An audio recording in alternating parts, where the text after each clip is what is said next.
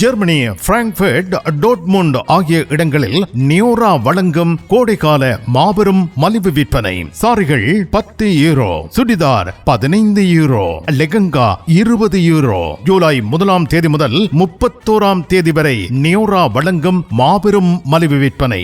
லுத்விக் ஸ்ட்ராசா 19, Frankfurt, ரெய்னிஷ ஸ்ட்ராசா 71A, Dortmund.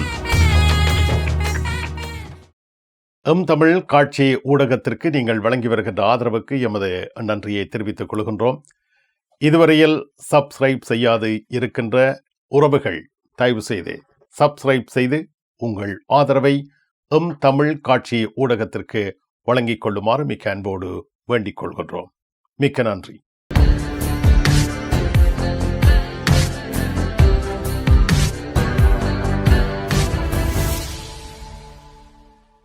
Germany செய்திகள். Germany நாட்டில் இருந்து வேலும் மயிலும் ராமகிருஷ்ணன் அவர்கள். வணக்கம். CDU கட்சியின் நாடாளுமன்ற குழு தலைவர் மாற்றப்பட்டிருக்கின்றார். புதிய தலைவர் தெரிவாகியுள்ளார். ஜெர்மனியின் ஆளும் கூட்டு கட்சியின் பிரதான கட்சியான CDU கட்சியினுடைய பாராளுமன்ற தலைவராக இருந்த ஜேம்ஸ் பார் அவர்கள் பதவியை விலகிய பிற்பாடு தற்பொழுது அவரது இடத்திற்கு புதிய நபர் ஒருவர் தெரிவு செய்யப்பட்டிருக்கின்றார். இதே வேளையில் இந்த சந்தர்ப்பத்தை பயன்படுத்தி ஜெர்மனியின் தற்போதைய அதிபர் ஃபிரெட்ரிக் மேர்ஸ் அவர்கள் தனது மந்திரி சபையை மீள் கட்டமைப்பு செய்துள்ளதாக தெரிவிக்கப்பட்டிருக்கின்றது. அதாவது இதுவரை காலங்களும் ஜெர்மன் நாட்டின் போக்குவரத்து அமைச்சராக இருந்த ஷினடர் அவர்கள் பதவி விலகியுள்ளதாக தெரிவிக்கப்பட்டிருக்கின்றது. எது எவ்வாறாக இருந்தாலும் ஜெர்மனியுடைய தற்போதைய அதிபர் ஃபிரெட்ரிக் மேர்ஸ் அவர்களுடைய செயற்பாட்டில் 70 விதமான ஜெர்மானியர்கள் திருப்தி இல்லாத நிலையில் உள்ளதாகவும் தெரிவிக்கப்பட்டிருக்கின்றது. அதாவது இதுவரை காலங்களும் ஜெர்மனியின் அதிபராக இருந்தவர்களில் ஃபிரெட்ரிக் மேர்ஸ் அவர்களே மக்களுடைய விருப்பத்துக்கு ஒவ்வாத ஒரு நபராக இருப்பதாகவும் மக்கள் கருதுவதாகவும் பத்திரிகை செய்திகளில் தெரிவிக்கப்பட்டிருக்கின்றது. இது இவ்வாறு இருக்க ஜெர்மனியுடைய புதிய ஜனாதிபதியை தெரிவு செய்வதற்கு உரிய காலம் நெருங்கி வருவதாகவும் தெரிவிக்கப்பட்டிருக்கின்றது. அதாவது புதிய ஜனாதிபதி தெரிவானது 2027ஆம் ஆண்டு ஜனவரி மாதம் நடைபெறும் என்றும் இதே வேளையில் எதிர்வரும் காலங்களில் ஜெர்மன் நாட்டின் ஜனாதிபதியாக ஒரு பெண் ஒருவரே நியமனம் செய்ய வேண்டும் என்று ஜெர்மனியின் ஆளுங்கூட்டு கட்சிகளின் 2 பிரதான கட்சிகளான CDU CSU ஆனது கருத்து தெரிவித்ததாக அங்கிருந்து வரும் செய்திகள் தெரிவிக்கின்றன. அதாவது பயன் மாநிலத்துடைய பாராளுமன்றத்தின் சபாநாயகர் இருக்கின்ற இல்சன் ஐக்னர் அவர்களையே புதிய ஜனாதிபதியாக தெரிவு செய்ய வேண்டும் என்று இந்த 2 கட்சிகளும் விரும்புவதாக தெரிவிக்கப்பட்டிருக்கின்றது. அதாவது 30/1/2027 புதிய ஜனாதிபதிக்கான தேர்தல் நடைபெறும் என்றும் 630 பாராளுமன்ற உறுப்பினர்கள் இந்த நியமனத்தில் தமது வாக்குகளை செலுத்துவார்கள் என்றும் தெரிய வந்திருக்கின்றது. ஜெர்மனி நாட்டில் நிகழ்ந்த வாகனம் மூலமான பயங்கரவாத நடவடிக்கையில் சம்பந்தப்பட்ட அப்துல் போலீசாரால் சுட்டுக் கொல்லப்பட்டுள்ளார். நேற்று முன்தினம் ஜெர்மனியில் CST என்று சொல்லப்படுகின்ற ஊர்வலம் ஒன்றின் பொழுது லெபனான் நாட்டை வம்சாவளியாக கொண்டு ஜெர்மன் பிரஜையாக இருக்கின்ற அப்துல் பலட் என்று சொல்லப்படுகின்ற 21 வயதுடைய இளைஞன் கார் கொண்டு பயங்கரவாத தாக்குதல் ஒன்றை மேற்கொண்டிருந்தார். இதேவேளை இந்த தாக்குதலானது தற்பொழுது ஜெர்மன் அரசாங்கத்தினால் இஸ்லாமிய மயப்படுத்த தாக்குதலாக கருதப்படுவதாக பத்திரிகை செய்திகளில் தெரிவிக்கப்பட்டுள்ளது. அதாவது ஜெர்மனியின் சட்டமா அதிபர் திணைக்களமானது இந்த வழக்கை கையிலெடுத்து மேலதிக விசாரணைகளை மேற்கொண்டு வருவதாக தெரிய வந்திருக்கின்றது. இதே வேளையில் இந்த பயங்கர தாக்குதலை மேற்கொண்ட இந்த 21 வயதுடைய லெபனான் நாட்டை வம்சாவளியாக கொண்ட இந்த இளைஞனானவர் நேற்றைய தினம் ஜெர்மனியின் அதிரடிப்படையினால் அவர்கள் சுற்றி வளைத்த பொழுது சுட்டுக் கொலை செய்யப்பட்டதாக தெரிய வந்திருக்கின்றது. அதாவது இவர் ஒரு தோட்டத்தில் மறைந்திருந்ததாகவும் இந்த செய்தியை அறிந்த போலீசார் இந்த இடத்தை சுற்றி வளைத்ததாகவும் இதே வேளையில் இந்த 21 வயதுடைய இளைஞனானவர் போலீசாரை நோக்கி கூரான ஆயுதங்களை கொண்டு தாக்குதலுக்கு முயற்சி செய்ததாக தெரிய வந்திருக்கின்றது. இதன் காரணத்தினால் போலீசார் தம்மை பாதுகாத்துக் கொள்வதற்காக இந்த இளைஞன் மீது துப்பாக்கி பிரயோகத்தை மேற்கொண்டதாக தெரிய வந்திருக்கின்றது. இது இவ்வாறு இருக்க இந்த இளைஞன் சம்பந்தமான பல தகவல்கள் வெளியாகிய வண்ணம் இருக்கின்றன. அதாவது 2022ஆம் ஆண்டு ஷியகார்டன் என்று சொல்லப்படுகின்ற பிரதேசத்தில் அமைந்திருக்கின்ற நகர நீதிமன்றமானது ஏற்கனவே தண்டனை வழங்கியதாகவும் இதே வேளையில் 15/5/2026 கூட ஷியகார்டனில் உள்ள நகர நீதிமன்றமானது இவருக்கு தண்டனை வழங்கியதாக தெரிய வந்திருக்கிறது. வந்திருக்கின்றது. இது இவ்வாறு இருக்க இந்த இளைஞனானவர் 25/2025 அன்று துருக்கி நாட்டினூடாக லெபனான் நாட்டுக்கு சென்றதாகவும் லெபனான் நாட்டில் இவர் IS தீவிரவாத அமைப்புடன் சேர்வதற்கு பலருடன் தொடர்புகளை ஏற்படுத்தியதாக தெரிய வந்திருக்கின்றது. இதே வேளையில் இளைஞனானவர் லெபனான் நாட்டில் கைது செய்யப்பட்டு 3 மாதங்கள் சிறையில் அடைக்கப்பட்டதாக தெரிய வந்திருக்கின்றது. 17/12/2025 இவர் ஜெர்மன் நாட்டுக்கு திரும்பியதாகவும் இவருக்கு எதிராக பிடியான பிறப்பிக்கப்பட்டிருந்த நிலையில் இவர் கைது செய்யப்பட்டு விசாரணைக்கு உட்படுத்தப்பட்டதாகவும் தெரிய வந்திருக்கின்றது. இது எவ்வாறாக இருந்தாலும் தற்பொழுது இந்த விடயமானது பாரதூரமான விடயமாக கணிக்கப்படுவதாக தெரிய வந்திருக்கின்றது. அதாவது ஜெர்மன் நாட்டினுடைய ஜனாதிபதி பிராங்க் வால்டர் ஸ்டைன்மயர் அவர்கள் நேற்று முன்தினம் காமாட்சி அம்மன் கோயிலில் நடைபெற்ற சிறப்பு உற்சவத்தில் சிறப்பு அதிதாக கலந்து கொண்டு இது சம்பந்தமான விடயத்தை பிரஸ்தாபித்திருந்தார். அதாவது 21 வயதுடைய இளைஞனுடைய தாக்குதலுக்கு உள்ளாகி இறந்த பெண் மற்றும் பாதிக்கப்பட்ட 29 நபர்களுக்கும் தனது ஆழ்ந்த அனுதாபங்களையும் அல்லது ஆழ்ந்த கவலைகளையும் தெரிவித்துக் கொள்வதாகவும் இவர் தெரிவித்தார் என்பதும் குறிப்பிடத்தக்கதாகும். கூடி வாழ்ந்தால் கோடி நன்மை, ஆடி வந்தால் தள்ளுபடி நன்மை. வந்துருச்சு கோபுராஞானத்தில் மாபெரும் ஆடி தள்ளுபடி. 10 ஜூலை முதல் ஆகஸ்ட் 15 வரை அனைத்து பொருட்களும் மலிவு விலையில். கோபுராஞானத்தின் மாபெரும் ஆடி தள்ளுபடி. இந்த வாய்ப்பை மிஸ் பண்ணிடாதீங்க.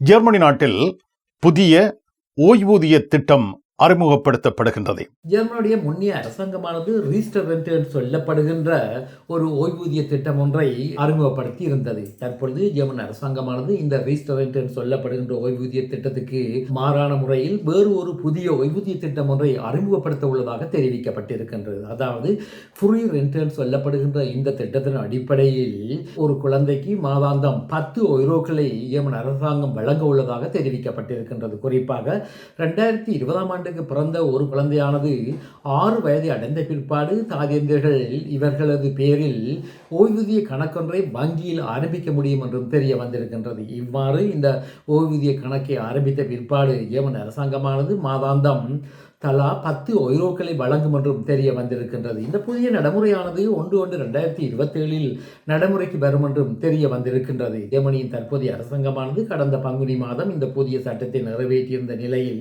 இன்றைய தினம் ஜெர்மனியின் பாராளுமன்ற மேல் சபையான புண்டஸ்ராட்டானது இந்த புதிய சட்டத்திற்கு அங்கீகாரம் வழங்கியுள்ளதாக தெரிவிக்கப்பட்டிருக்கின்றது.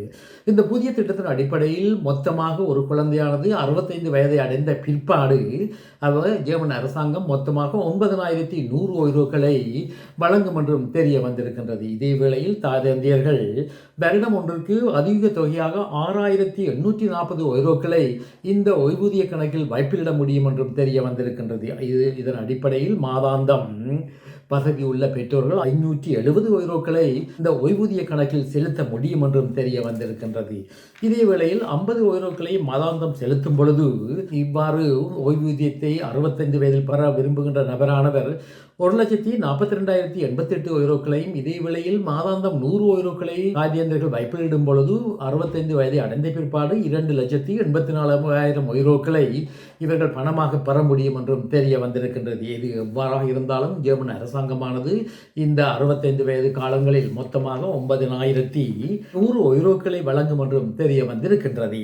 இனி உலகச் செய்திகள். உக்ரைன் நாட்டின் அதிபர் செலன்ஸ்கி அவர்கள் பிரித்தானியாவின் புதிய பிரதமராக தெரிவு செய்யப்பட்ட ஆண்டி போமன் அவர்களை போர்ட்மவுத்தில் முதல் தடவையாக சந்தித்து பேச்சுவார்த்தை நடத்தியதாக தெரிய வந்திருக்கின்றது. குறிப்பாக உக்ரைன் அரச படையினர் தற்பொழுது ரஷ்யாவின் தலைநகரமான மாஸ்கோ மற்றும் பல முக்கிய கேந்திர முக்கியஸ்தம் வாய்ந்த இடங்கள் மீது ஆளில்லா விமானங்களை கொண்டு தாக்குதலை நடத்துகின்றது. இவ்வாறு ஆளில்லா விமானங்கள் கொண்டு உக்ரைன் தரப்பில் தாக்குதல் நடத்தும் பொழுது ரஷ்ய தரப்பில் எதிர்த்தாக்குதல் நடத்துவதாகவும் இதன் காரணத்தினால் பிரித்தானியாவினுடைய தொழில்நுட்ப நிறுவனங்கள் புதிய தொழில்நுட்பம் ஒன்றை கண்டுபிடித்துள்ளதாக தெரிவிக்கப்பட்டிருக்கின்றது. அதாவது ரஷ்யாவினுடைய எலக்ட்ரானியல் கருவிகளை செயலிழக்க செய்வதற்காக புதிய செயல்முறை ஒன்றை பிரித்தானியாவது கண்டுபிடித்ததாகவும் இதன் அடிப்படையில் தற்பொழுது இந்த புதிய சென்சர்களை உக்ரைன் நாட்டில் உற்பத்தி செய்வதற்கு பிரித்தானிய அரசாங்கமானது உக்ரைன் நாட்டுடைய அரச நிறுவனங்களுக்கு அனுமதி வழங்கியதாகவும் தெரிவிக்கப்பட்டிருக்கின்றது. இது இவ்வாறு இருக்க கருங்கடல் பிரதேசத்தில் ஈரான் நாட்டுக்கு சொந்தமான கப்பல் ஒன்றை உக்ரைனுடைய கடற்படையினர் தாக்குதல் நடத்தி மூழ்கடித்ததாகவும் செய்திகளில் தெரிவிக்கப்பட்டிருக்கின்றது. கடந்த வாரம் மாணவர்கள் போராட்டமானது, அதாவது சிஜேபி என்று சொல்லப்படுகின்ற அமைப்பினுடைய போராட்டமானது இந்தியாவை உலுக்கி எடுத்திருந்தது. அதாவது நீட் தேர்வின் பொழுது இந்த பரீட்சை வினாத்தாள்கள் ஏற்கனவே வெளியாகி இருக்கின்ற காரணத்தினால் பல மாணவர்கள் தற்கொலை செய்து கொண்டதாகவும், இதன் அடிப்படையில் இந்தியாவுடைய கல்வி அமைச்சரானவர் உடனடியாக பதவி விலக வேண்டும் என்று இந்த மாணவர்கள் ஆர்ப்பாட்டத்தில் ஈடுபட்டிருந்தார்கள். குறிப்பாக கல்வி அமைச்சர் தர்மேந்திர பிரதான் அவர்கள் இந்த ஆர்ப்பாட்டத்தின் காரணமாக பதவி விலகி இருந்தார்கள் என்பதும் குறிப்பிடத்தக்கதாகும்.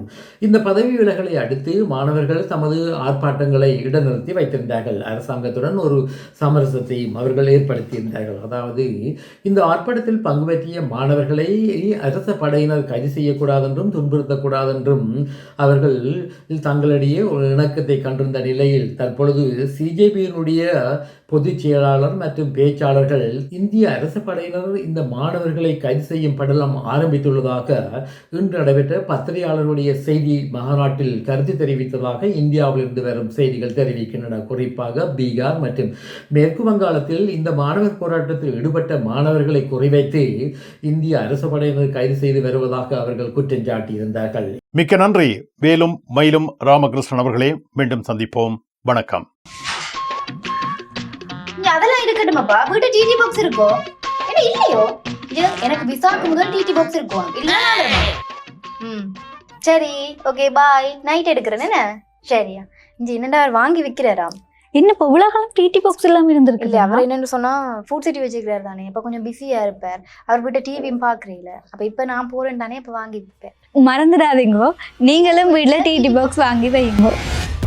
தமிழ் தொலைக்காட்சிகளின் நிகழ்ச்சிகளை தங்கள் இல்லங்களுக்கு எடுத்து வருவதில் முன்னணி வகிப்பது டிடி பாக்ஸ். நீங்கள் விரும்பும் தொலைக்காட்சி நிகழ்ச்சிகளை இலகுவாக பார்த்து மகிழ டிடி பாக்ஸ். விவரங்களுக்கு 0049 1630 00 78 00.